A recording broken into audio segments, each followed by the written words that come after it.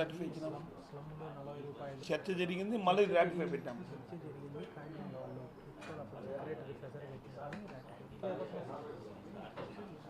రాబా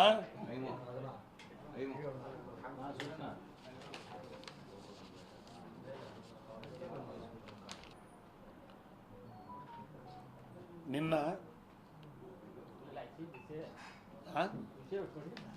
చెప్తున్నాబా, నిన్న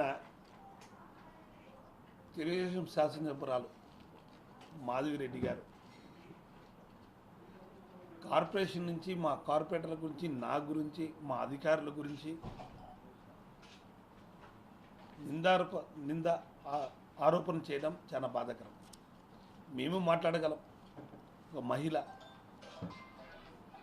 కొత్త పిచ్చగారికి పొద్దురగదన్నట్టు కొత్తగా రాజకీయాలకు వచ్చాం. ఎప్పటి నుంచో మేము రాజకీయాల్లో ఉన్నాం. స్థానిక సంస్థలు చిన్నచోక్ గ్రామ పంచాయతీగా 10 ఏళ్ళు ఉన్నాం.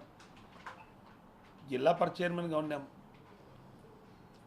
జీవో చూసుకోలేదంటది. ఏదో కొత్త జీవో వచ్చినట్టు ఆమె ఏం జీవో చూసింది? వాళ్ళ తెలుగుదేశం పార్టీ ఏమైనా కొత్త జీవో ఇచ్చినాడా? నిజంగా 2024 ఎన్నికల్లో ప్రజలు తీర్పిచ్చారు, దానికి శిరసా వహించాం. మేము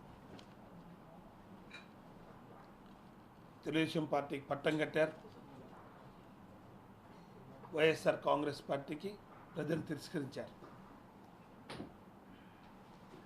ఎన్నికల క్యాన్వాస్ల సందర్భంగా తెలుగుదేశం పార్టీ అధినేత నుండి ఇప్పుడున్న ముఖ్యమంత్రి చంద్రబాబు నాయుడు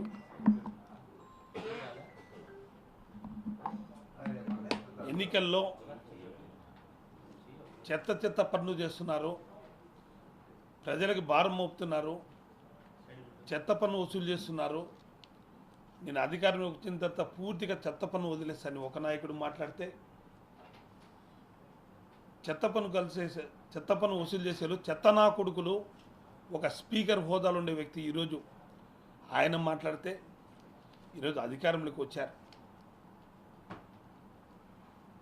ఈ అధికారాన్ని కూడా చెత్తని మీరు కలెక్ట్ చేయొద్దని ఓ జీవో ఇవ్వలేదు. వాళ్ళు నోటి మాటతో చెత్త పన్ను వసూలు చేయొద్దండి అని ఓరల్ ఇన్స్ట్రక్షన్స్ ఇచ్చినారు అధికారులకు అందరికీ.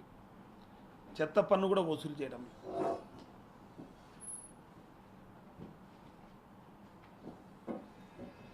మేమేదో కావాల్సిన చెత్త పన్ను వసూలు చేయొద్దని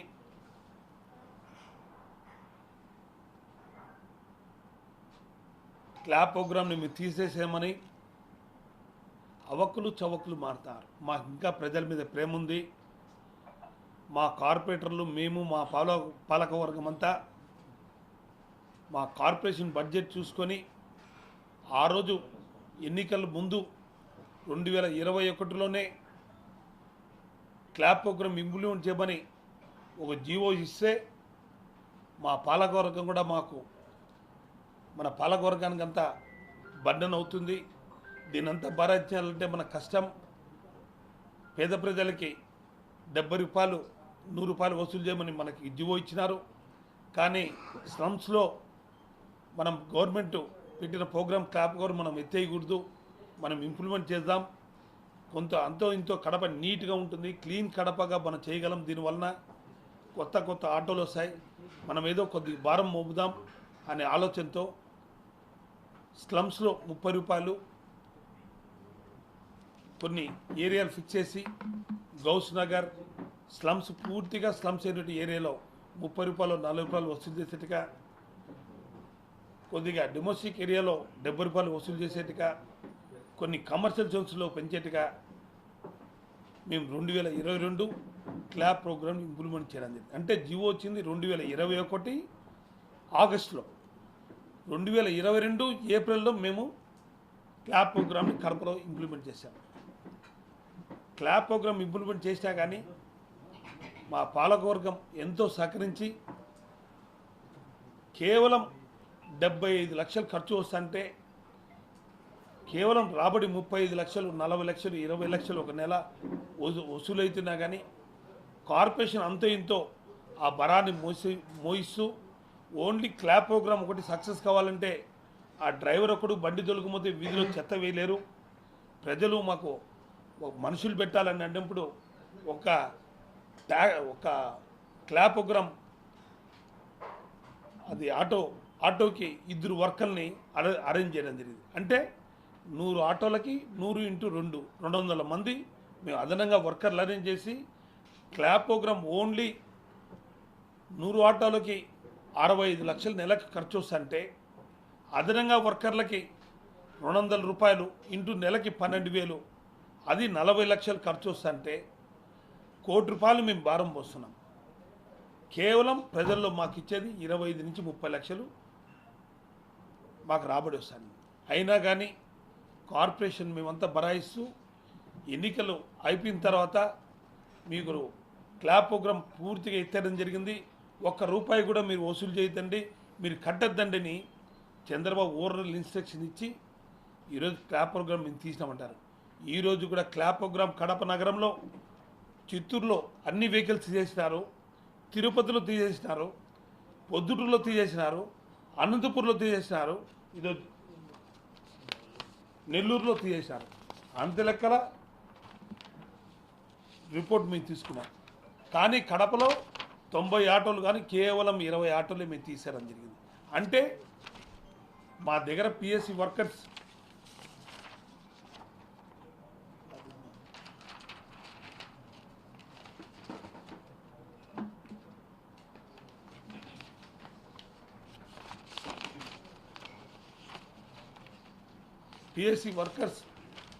మేము గత కార్పొరేషన్లో మేము ఉన్నప్పుడు ఈ క్లాపోగ్రామ్ అనేప్పుడు 657 మందికి నెలసరి జీతం మేమే ఇచ్చేవాళ్ళం. చాలని మా వర్కర్స్ అందరూ కూడా 3 నెలలకో 4 నెలలకో జీతాలు ఇచ్చే టైంలో కార్పొరేషన్ని బాగా చేయాలి. తెలుగుదేశం ప్రభుత్వంలో పూర్తిగా అన్యాక్రాంతమైంది. బిల్లు లేక, కార్పొరేషన్లో జీతాలు లేక, కరెంట్ బిల్లు కట్టలేక ఇవన్నీ ఉన్నాయి. అంటే మా కార్పొరేషన్కి ఒక క్లాపోగ్రామే ఉన్నది అనుకుంటారా? ఎంత బర్డన్ ఉంది. ఎలక్ట్రిసిటీ బిల్ ఎంత వస్తుంది, స్ట్రీట్ లైట్స్ కరెంట్ బిల్ ఎంత వస్తుంది? విశ్వనాథ్ అది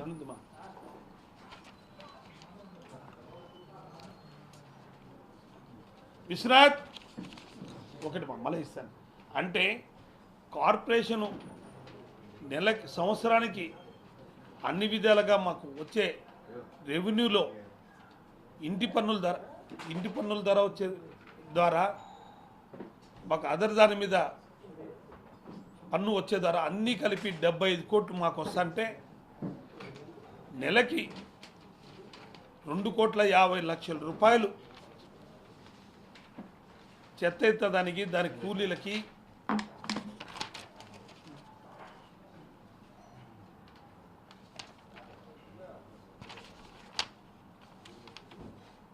టోటల్ ఎక్స్పెండిచర్ సంవత్సరానికి మాకు ₹75 కోట్ల. అంటే మాకు వచ్చే ఇంటి పన్ను ద్వారా town planning department plan approvals సరాసరిగా అన్నీ వస్తే 75 నుంచి 76 కోట్లు. కాకిలెక్కలు వేసుకుంటాం అప్పుడప్పుడు మేము చెప్పే మీటింగ్స్లో.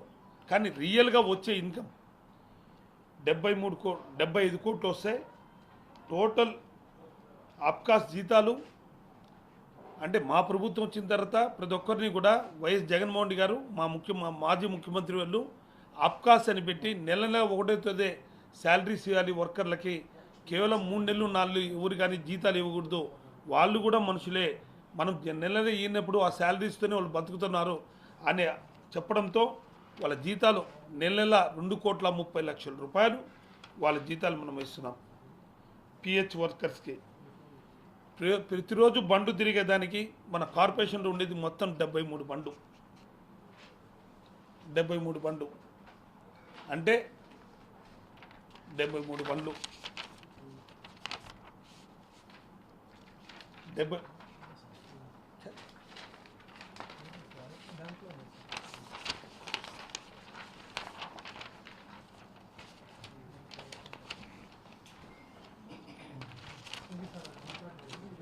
73 బండ్లు అంటే 8 గల్ఫర్ మిషన్లు, 7 పెద్ద టిప్పర్లు, జేసీబీలు 4, చిన్న జేసీబీలు 4,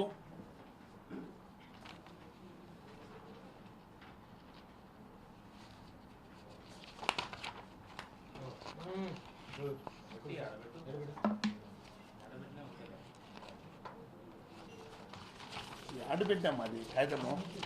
టీఎల్ మాకు 40 లక్షల రూపాయలు అవుతుంది. హెచ్టి కరెంట్ బిల్ మాకు నెలకి ఎలక్ట్రిసిటీ వాటర్ బిల్లకి 1,30,00,000 రూపాయలు వస్తుంది. ఎల్టీ బిల్లు టోటల్గా స్పాట్ డెలివరీకి ఇచ్చే దాని బిల్లులు 1.1 వస్తుంది. అంటే అడిషనల్ వర్కర్స్కి దీనికి పెట్టేదానికి 57 లక్షల రూపాయలు నెలకు బిల్లు వస్తుంది. అంటే వాటి స్వీపర్స్ కానీ నైట్ వాచ్మెన్స్ కానీ ట్యాక్స్ ఫోర్స్ కలెక్ట్ కానీ అంతా కలిసి సరాసరి మా డబ్బులు ఆడికి సరిపోతాయి. అంటే 76 కోట్లు కలెక్షన్ అయితే 72 కోట్ల రూపాయలు దీనికే సరాసరిగా పోతుంది. అంటే మేము శానిటేషన్కి ఎంత ఖర్చు పెడుతున్నాం, ఎంతమంది వర్కర్స్ ఉన్నారు, ఎంతమంది జీతాలు పెట్టాం, అది కాకుండా మేము నైట్ కూడా శానిటేషన్ క్లియర్ చేస్తున్నాం. అంటే కార్పొరేషన్ ఆర్థిక పరిస్థితులు చూస్తూ మేము శానిటేషన్కి ఎక్కువ ప్రయారిటీ ఇస్తున్నాం. అదే కాకుండా ఫస్ట్ ప్రయారిటీ డ్రింకింగ్ వాటర్ ఇస్తున్నాం. గతం చూసాం మనం 2014, 2019 వరకు నేనే మేయర్. అప్పుడు పాలకవర్గం మాదున్నా కానీ అధికార పార్టీ తెలుగుదేశం పార్టీ. ఆ రోజు తెలుగుదేశం పార్టీలో అమృత స్కీమ్ మేము తెచ్చాం. అమృత స్కీమ్ 1, అమృత స్కీమ్ 2. అమృత స్కీమ్ 1 వేసింది ప్రభాకర్ చౌదరి. మేము యూఎల్బీ షేరు పూర్తిగా మేము ఇస్తాం. మా 30% షేరు, 40% షేర్ సెంట్రల్ గవర్నమెంటు, మిగని remaining balance state government 40%. ULB share 2016లో మనకు శాంక్షన్ చేసే అమృత స్కీము మా యూఎల్బీ షేర్ పూర్తిగా మేము ఇచ్చినాం. సెంట్రల్ 40% వాళ్ళు కట్టినారు, మిగతా 40% షేర్ ఇవ్వాల్సింది ఎవరు? State government. ఇప్పటికి ఈ రోజుకి కూడా రాష్ట్ర ప్రభుత్వం షేర్ ఇచ్చిన పాపాన పోలేదు.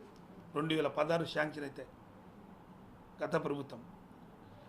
అమృత 2 ఉంది, దానికి ఇంతవరకు లేదు. కానీ మా ప్రభుత్వంలో కూడా కొద్దిగా అంత ఇంత మూవ్ చేస్తూ ఇప్పటికీ 2014లో తెలుగుదేశం పార్టీ అధికారంలో ఉంది, 2019 నుంచి మా కాంగ్రెస్ పార్టీ వైఎస్ఆర్ కాంగ్రెస్ పార్టీ అధికారంలో ఉంది. 2 సంవత్సరాలు కరోనా టైంలో ఏ పరిస్థితుల్లో కూడా అతలాకుతలమై రాష్ట్రము, భారతదేశము, ప్రపంచ దేశమే పూర్తిగా అన్ని పనులు నిలిచిపోయినాయి.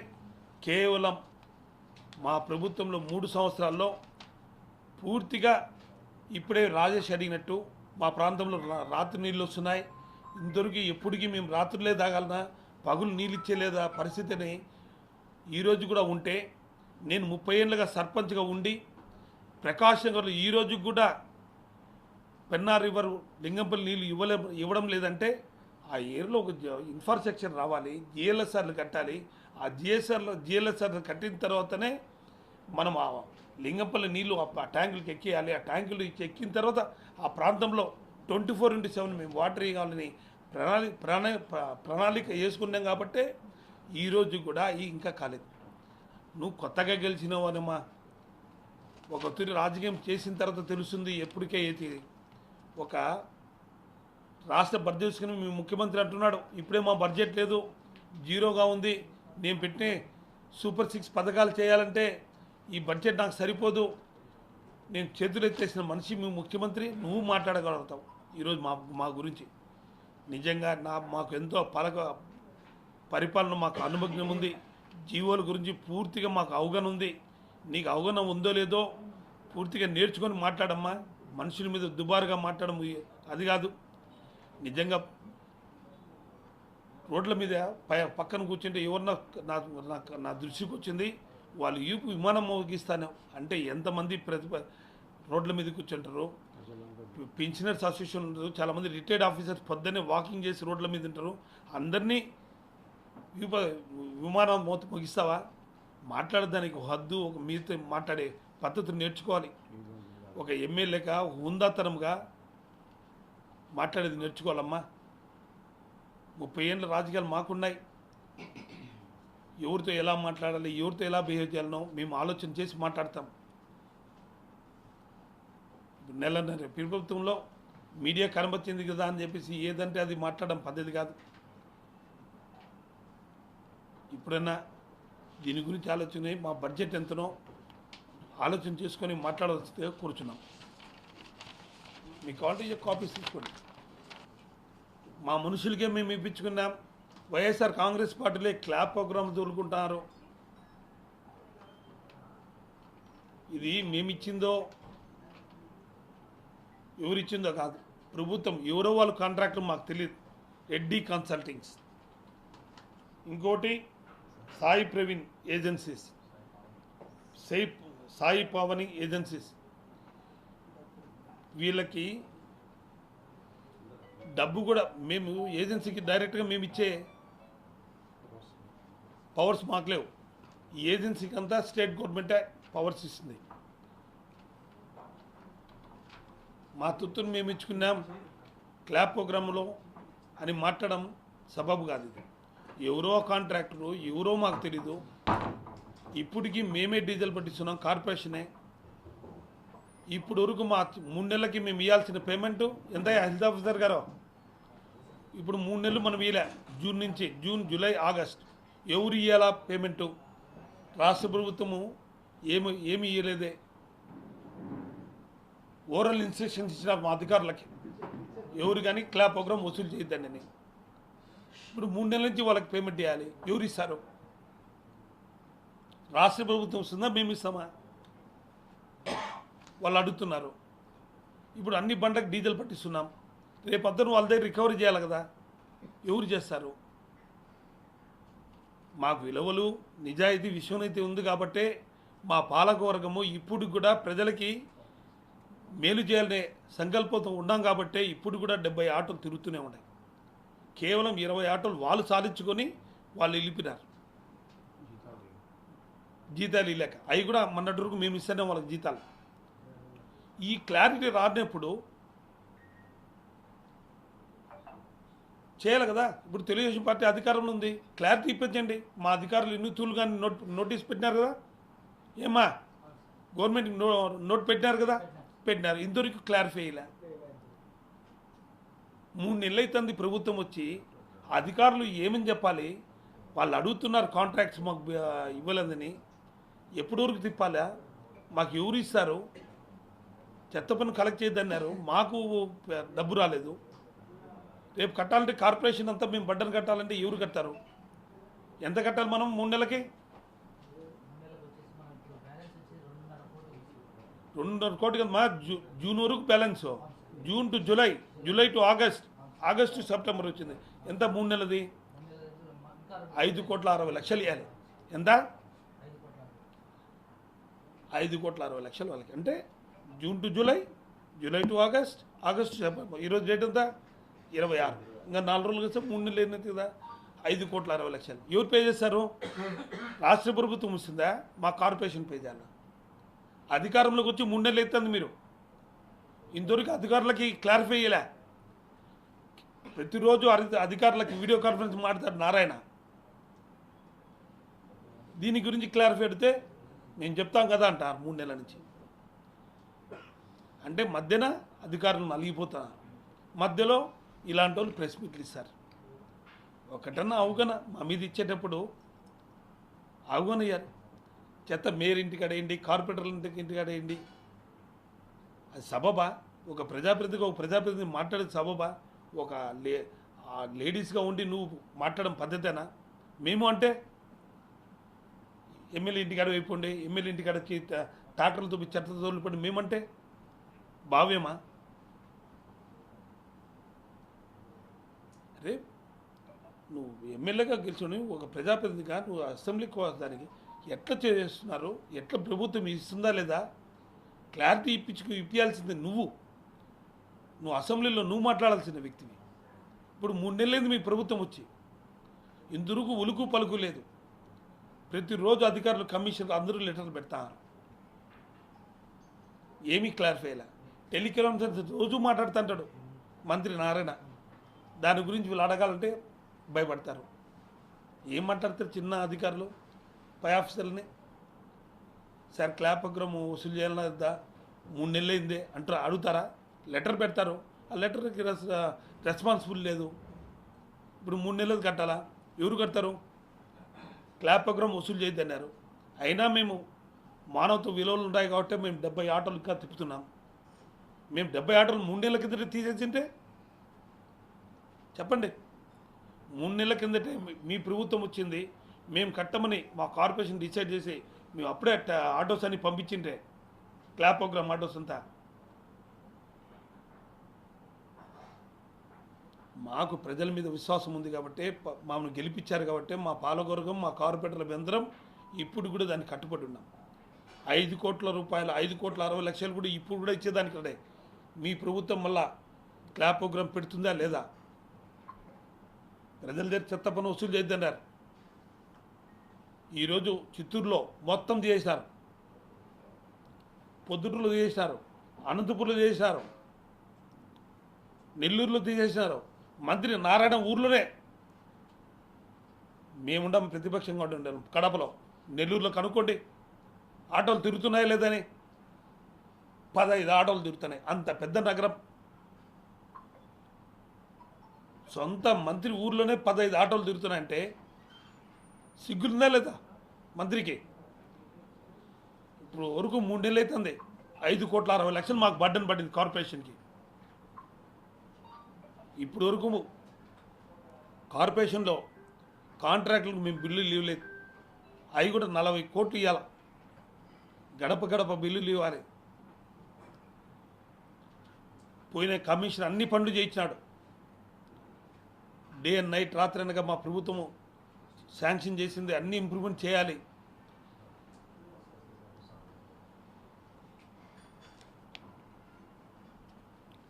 మనిషి ఒక్కొక్కరి మాట్లాడేటప్పుడు అన్నీ ఆలోచన చేసి మాట్లాడాల్సిందిగా హితువు చెప్తున్నా. That's all. కార్పొరేషన్ పుట్టి 250 సంవత్సరాలు అవుతుంది.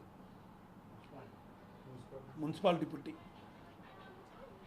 కొన్ని ఏళ్ళగా కొన్ని రోడ్డు 10 అడుగులు 15 అడుగులు 20 అడుగులు ఉన్నాయి. నేను సర్పంచ్గా 30 ఏళ్ళ కిందట ఉన్నా.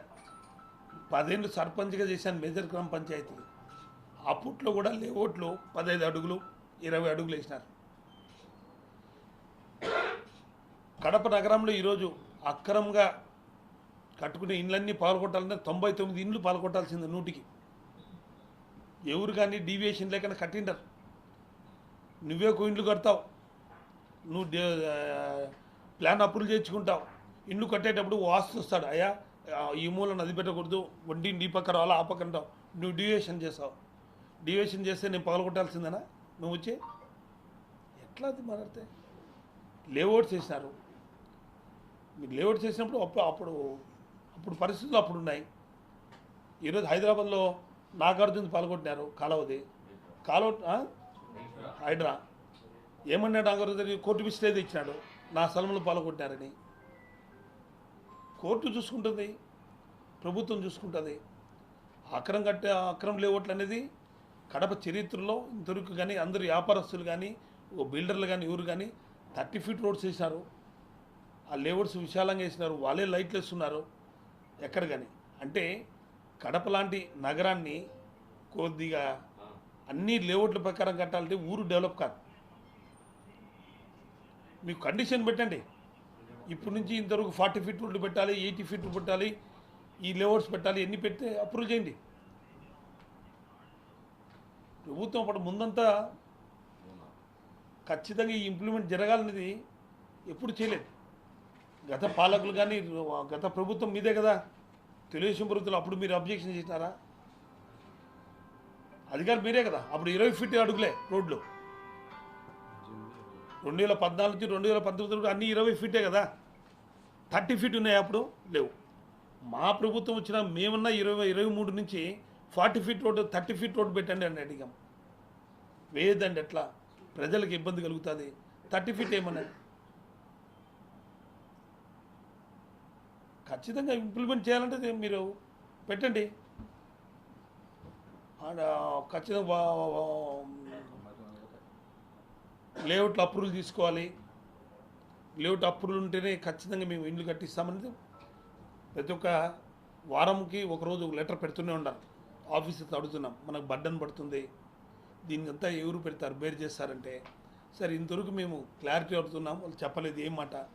ఓవరాల్గా మాకు ఇన్స్ట్రక్షన్స్ ఇచ్చారు, మీరు చెత్త పన్ను వసూలు చేయొద్దండి. చెత్త పన్ను చేయొద్దని ఓవరాల్గా చెప్పినారు, కానీ కాగితం మీద తీసుకున్నారు లేదా అని అడుగుతున్నాం. అయితే మీ ఇద్దరికి వాళ్ళు 3 months నుంచి పేమెంట్ చేయలేదు వాళ్ళకి, కానీ 5,60,00,000 కట్టాలి. రేపు ఎవరు కడతారు? ఇప్పుడు వర్కర్స్ మేము అదనంగా వర్కర్స్ పెట్టాం 200 మంది, వాళ్ళకి 40 లక్షలు మేము కట్టాలి కదా. ఖచ్చితంగా మన లోకల్ మనుషులు రోజు కూలికి పోయేళ్ళు ఇప్పుడు నెలకు ₹1,00,000 40 లక్షలు ఎవరిస్తారు?